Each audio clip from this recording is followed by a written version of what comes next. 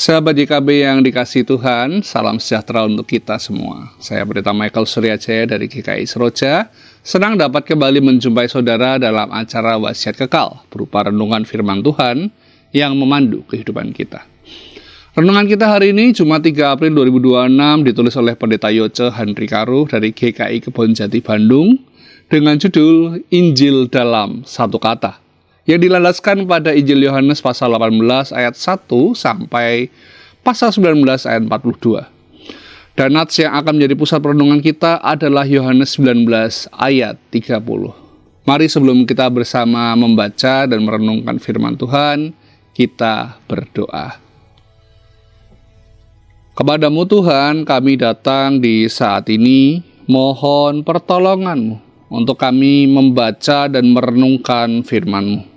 Hadirlah Tuhan bersama kami, bukalah hati kami, pikiran kami, tuntunlah kami untuk kami dapat menghidupi firman-Mu dalam hari-hari kami. Demi Kristus, Tuhan dan Juru Selamat kami berdoa. Amin. Sahabat, saya akan bacakan untuk kita Yohanes 19 ayat 30. Dengarkanlah firman Tuhan. Sesudah Yesus meminum anggur asam itu, berkatalah ia, sudah selesai. Lalu ia menundukkan kepalanya dan menyerahkan nyawanya. Sahabat, salib bukanlah tanda kekalahan, melainkan bukti kasih yang memenangkan hati manusia. Kematian Yesus di kayu salib bukanlah tanda kekalahan, melainkan kemenangan kasih Allah bagi manusia berdosa. Hutang dosa telah lunas, keselamatan telah diberikan, dan kasih Allah telah dinyatakan dengan sempurna. Kuasanya telah mengalahkan maut. Sudah selesai adalah terjemahan bahasa Indonesia dari kata Yunani tetelestai, yang merupakan kata terakhir yang diucapkan Yesus sebelum wafat di kayu salib. Tetelestai berasal dari kata kerja teleo, yang berarti mengakhiri, menyelesaikan, menggenapi. Kata ini sangat penting karena menandakan akhir yang berhasil dari suatu tindakan. Lebih dari itu, kata tetelestai juga berbicara tentang suatu tindakan yang telah selesai pada masa lalu dengan hasil sempurna yang terus berlanjut hingga saat ini.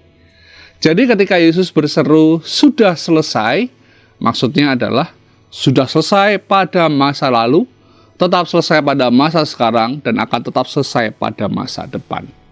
Dalam satu kata ini kita dapat melihat Injil yang menyatakan kasih Allah bagi kita. Menerima dan bersyukur atas karya penebusannya adalah respon terbaik kita. Sahabat, Yesus telah menyelesaikan karyanya bagi kita.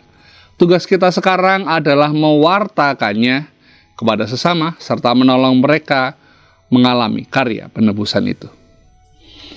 Mari kita berdoa. Kami mengucap syukur Tuhan padamu atas karya besar yang ajaib yang telah Engkau selesaikan. Engkau hadirkan, berikan pada kami masa lampau, masa kini, dan masa depan. Atas menangnya kasih Allah, atas kemenangan bagi manusia berdosa. Tuntun kami Tuhan untuk dapat terus merespon dan mensyukuri segala sesuatu yang telah Tuhan kerjakan ini. Biar kiranya di masa kami mengingat dan mensyukuri segala sesuatunya ini, juga bangkit kesadaran dalam diri kami.